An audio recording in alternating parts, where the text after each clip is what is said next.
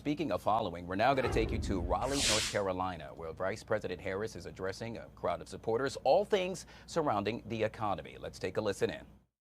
Or walk the aisles of a grocery store, and that is lowering the cost of living.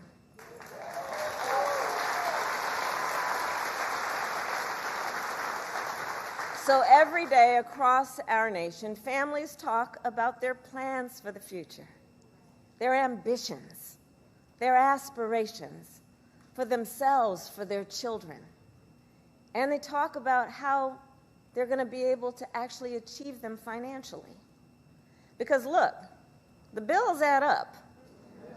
Food, rent, gas, back to school clothes, prescription medication.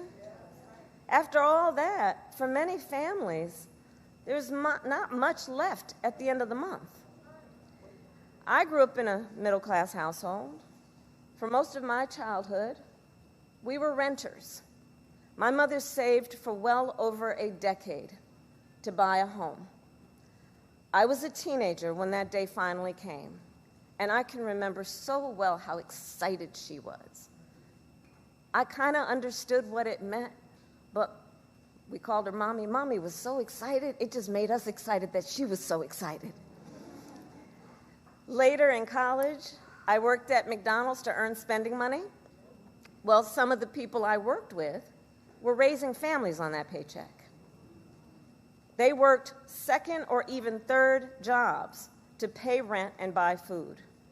That only gets harder when the cost of living goes up.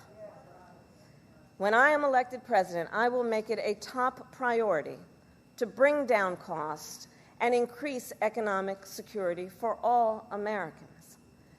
As president, I will take on the high costs that matter most to most Americans, like the cost of food.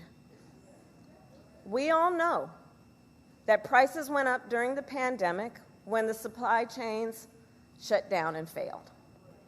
But our supply chains have now improved, and prices are still too high.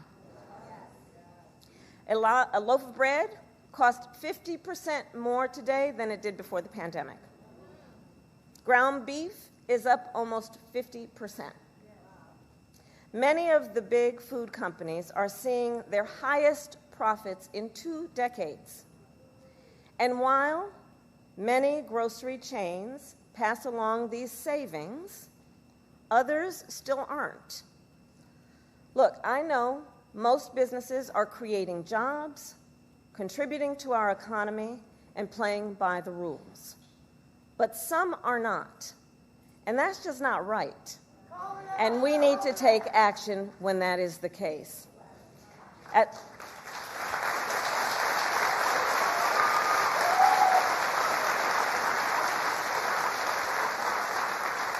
As Attorney General in California, I went after companies that illegally increased prices, including wholesalers that inflated the price of prescription medication, and companies that conspired with competitors to keep prices of electronics high.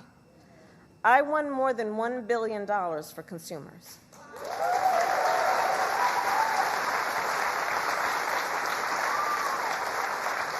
So believe me, as president, I will go after the bad actors.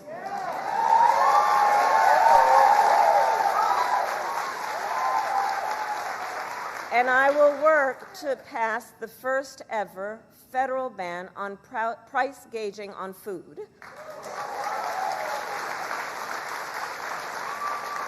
My plan will include new penalties for opportunistic companies that exploit crises and break the rules, and we will support smaller food businesses that are trying to play by the rules and get ahead.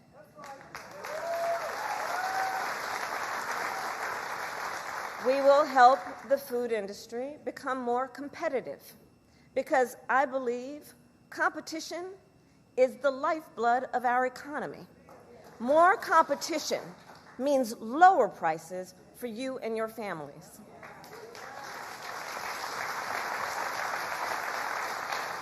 Now compare what Donald Trump plans to do. He wants to impose what is, in effect, a national sales tax on everyday products and basic necessities that we import from other countries. That will devastate Americans. It will mean higher prices on just about every one of your daily needs. A Trump tax on gas, a Trump tax on food, a Trump tax on clothing, a Trump tax on over-the-counter medication. And you know, economists have done the math. Donald Trump's plan would cost a typical family $3,900 a year. At this moment, when everyday prices are too high, he will make them even higher. As president, I'll take on the issue of the cost of health care. As Attorney General, I took on insurance companies and Big Pharma and got them to lower their prices. And together with President Biden, we've gone even further. We capped the price of insulin at $35 a month, and the total cost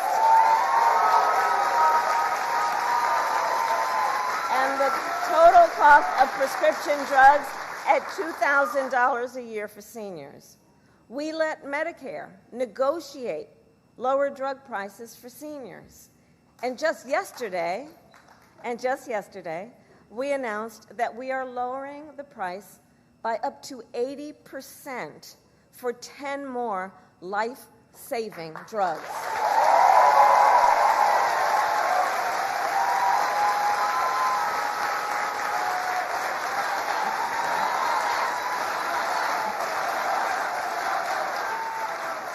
And I pledge to continue this progress. I'll lower the cost of insulin and prescription drugs for everyone with your support, not only our seniors. And demand transparency from the middlemen who operate between Big Pharma and the insurance companies who use opaque practices to raise your drug prices and profit off your need for medicine.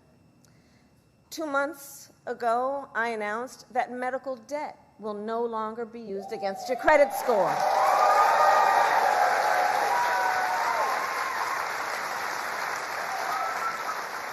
And I will work as president with states like here in North Carolina, Roy Cooper, thank you again, to cancel medical debt for more and more, millions more Americans.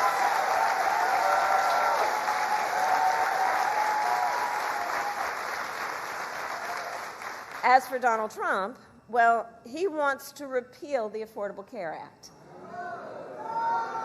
which 45 million Americans rely on. 45 million Americans rely on it for health care.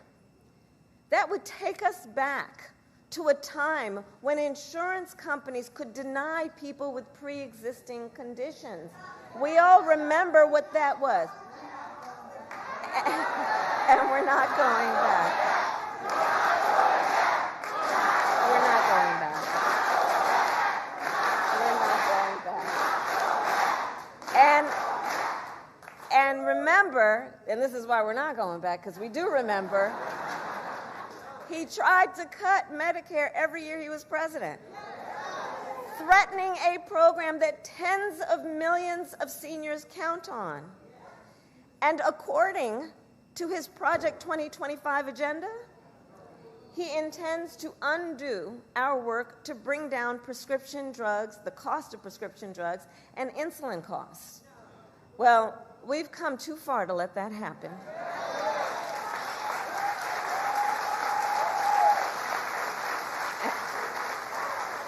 So we're not going back on that, and let's talk about the cost of housing.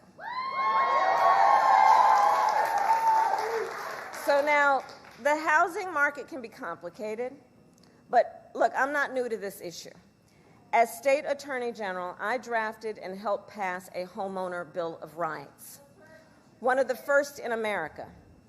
And during the foreclosure crisis, I took on the big banks for predatory lending with many of my colleagues, including Roy Cooper. and won $20 billion for California families when I was Attorney General.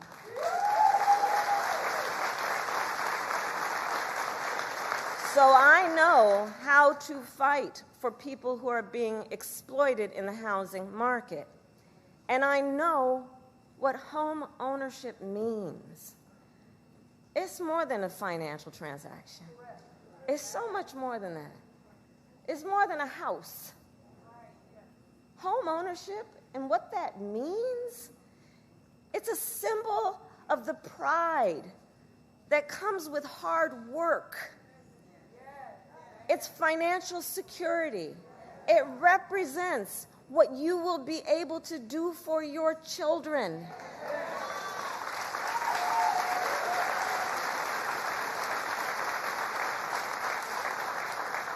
And sadly, right now, it is out of reach for far too many American families. There's a serious housing shortage. In many places, it's too difficult to build, and it's driving prices up. As president, I will work in partnership with industry to build the housing we need, both to rent and to buy. We will take down barriers and cut red tape, including at the state and local levels.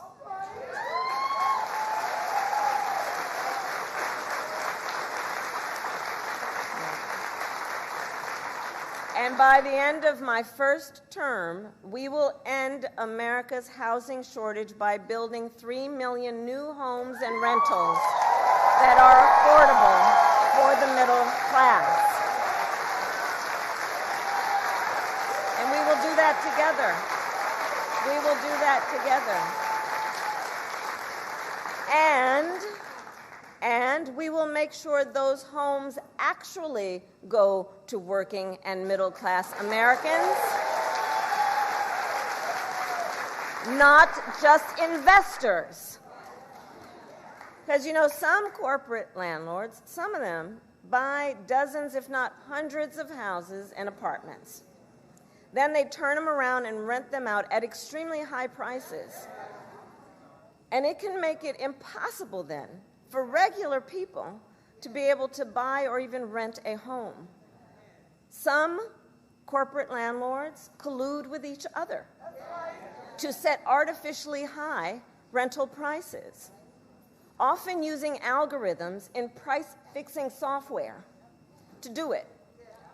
It's anti-competitive, and it drives up costs. I will fight for a law that cracks down on these practices.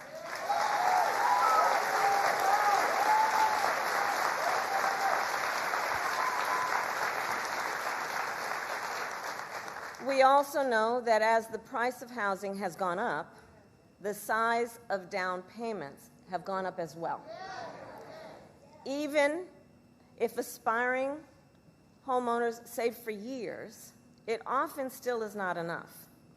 So in addition, while we work on the housing shortage, my administration will provide first-time home buyers with $25,000 to help with the down payment on a new home.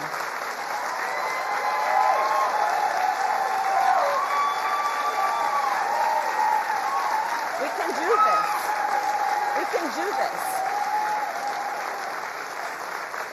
All to help more Americans experience the pride of home ownership and the financial security that it represents and brings. So that's my plan. But here's what Donald Trump would do. If his Project 2025 agenda is put into effect, it will add around $1,200 a year to the typical American mortgage. He's got it backward. We should be doing everything we can to make it more affordable to buy a home, not less.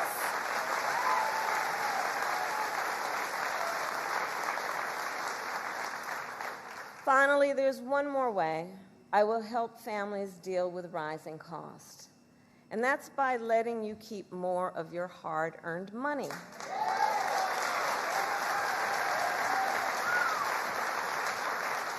Under my plan, more than 100 million Americans will get a tax cut, and we will do this by restoring 2 tax cuts designed to help middle-class and working Americans: the Earned Income Tax Credit and the Child Tax Credit.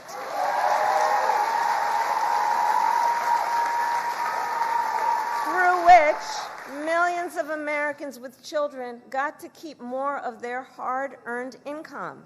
We know this works and has a direct impact on so many issues, including child poverty. We know it works. So as president, I'll not only restore that tax cut, but expand it. We will provide $6,000 in tax relief to families during the first year of a child's life. Now think what that means. Think what that means. That is a vital, vital year of critical development of a child. And the cost can really add up, especially for young parents who need to buy diapers and clothes and a car seat and so much else. And we will do this while reducing the deficit. Compare my plan with what Donald Trump intends to do.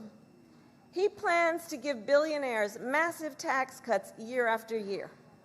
And he plans to cut corporate taxes by over $1 trillion, even as they pull in record profits. And that's on top of the $2 trillion tax cut he already signed into law when he was president, which, by the way, overwhelmingly went to the wealthiest Americans and corporations and exploded the national deficit. You know, I think that if you want to know who someone cares about, look who they fight for. Look who they fight for.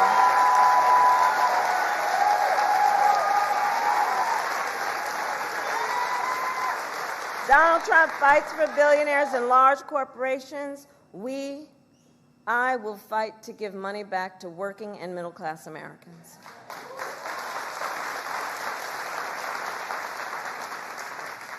So I'll end with this. 2 days ago, Donald Trump was here in North Carolina.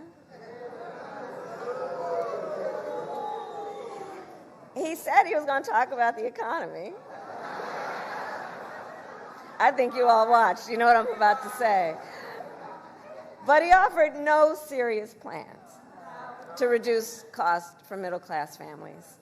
No plan to expand access to housing or health care. And that, actually, I think for most of us, was not surprising. Because we already know his plans. We know the Project 2025 agenda. So there's a choice in this election.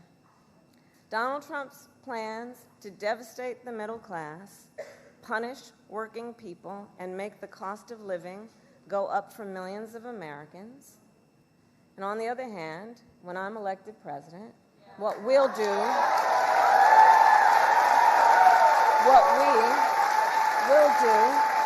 to bring down costs, increase the security and stability financially of your family, and expand opportunity for working and middle-class Americans.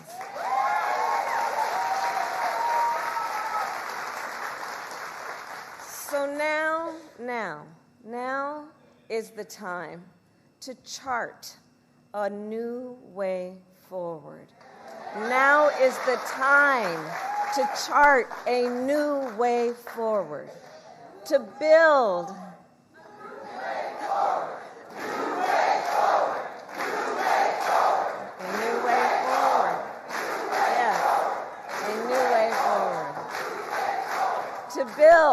to build an America where everyone's work is rewarded and talents are valued, where we work with labor and business to strengthen the American economy, and where everyone has the opportunity not just to get by, but to get ahead. So I thank you, North Carolina. We're going to get this done. And with your help, God bless you, and God bless the United States of America. God bless you. Once again, Vice President Kamala Harris speaking to a crowd of supporters in Raleigh, North Carolina, touching on all things surrounding the economy. We're going to take a quick break, and we'll be right back.